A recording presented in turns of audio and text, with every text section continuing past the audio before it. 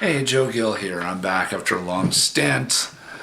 Reason why I was gone so long, I was having some health issues. I was in the hospital for 7 days. Question on whether I was coming back, but I don't know. I felt like doing this video. This is Oktoberfest. This is more of like a party guide and information and all that. I was there in 2009, so again, this data and information is not going to be recent. But although I don't think much has changed, too much has changed with how they kind of run or do Oktoberfest in Germany. This is Oktoberfest in Munich, 2009. Anyway.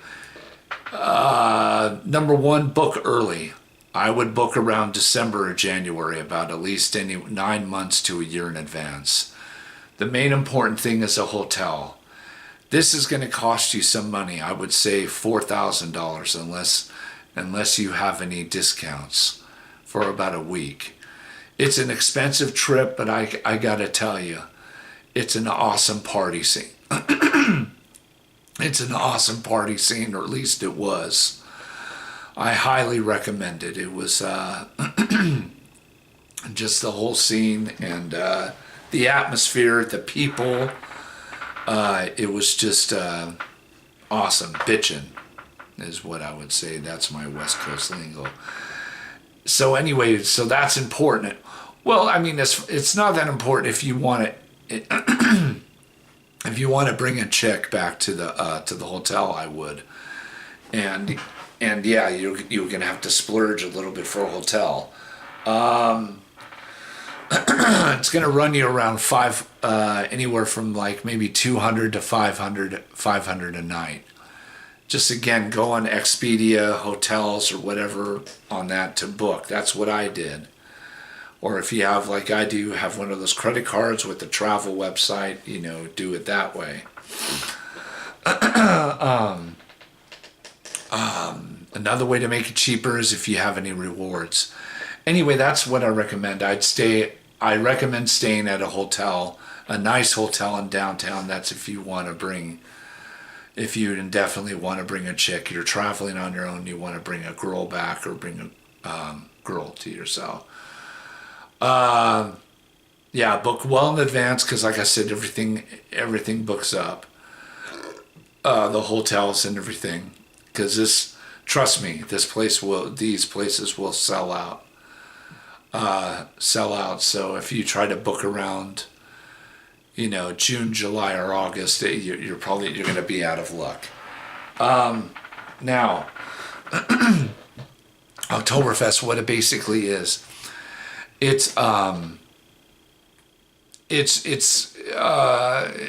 just like it's at a fairgrounds. It's almost like an LA County fair. It's almost like that. It's got a bunch of carnival rides, but right at the front, it's got just beer tents going all the way down, and you got all the different types of beer tents. You got the Hippodrome tent, the low and brow, the Spots and Hamel trip, and each tent sort of has, like sort of a different crowd, I guess, at night.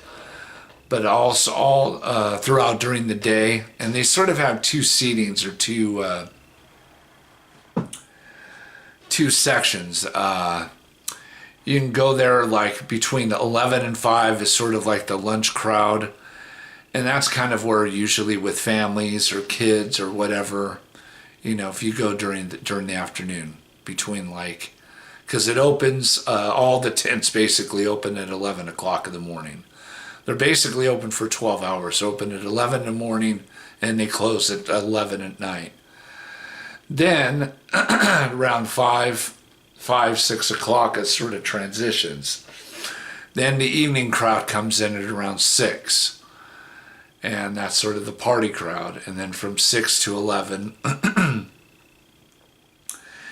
is where the party crowd comes in. Now the Hippodrome tent, I heard is one of the populars, is one of the. However, I heard was very snobby. I never got in. There was always a line to get in, and it's kind of like It was sort of prestigious. Like I said, I heard it was snobby.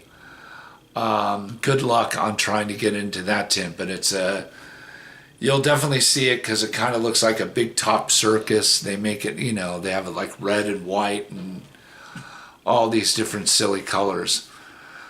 And the hop route tent to me is kind of the party tent, but it can be, it is a lot of guys do. It is filled with a lot of guys. I don't know if there's really any per se tent that has a lot of females, but there are a number of females that basically go there. It just all depends. But yes, that's kind of how you do it. It's just simple. It's you just walk right in. There's usually, for the most part, there's no line, there's no waiting, there's no cover charge. You walk into one of the tents, and there's rules though. In order to order a beer, order a drink, and even if you're not a beer drinker, you can get like a glass of wine. So if you are a woman, if you are a woman who doesn't like to drink beer, and you don't mind drinking wine or sipping wine, they do serve wine at these places. So anyway, there is a rule. You walk in, there's just a boatload of picnic tables, and the tent is like huge. And then it's off to the sides is where they pour all the beer. But you have to be sitting at a picnic table. So you got to go find a place to sit down. That's the rule. You can't be standing. You can't like go hang out over by where they're pouring the steins of beer. They're not going to serve you. You have to be seated. And then, of course, there's a bunch of cocktail waitresses, who hold, 5 or 10, 5 or whatever the beers at a time. And they'll come up to you, they'll ask you what you want, and then you get a beer. Now, a lot of the times, your table may be occupied, so you just have to ask them, hey, is it cool if I sit here? But that's kind of cool because that's kind of how you meet people. And that's how, you can meet people or do whatever and possibly connect or hook up and stuff like that. But it is a hookup place from what I heard, and I did hook up like on the second night. Met a girl from Washington, and I was messing around with her. So as far as the working girl or paying for it there, I know it was illegal back in Germany back then. It's now legal.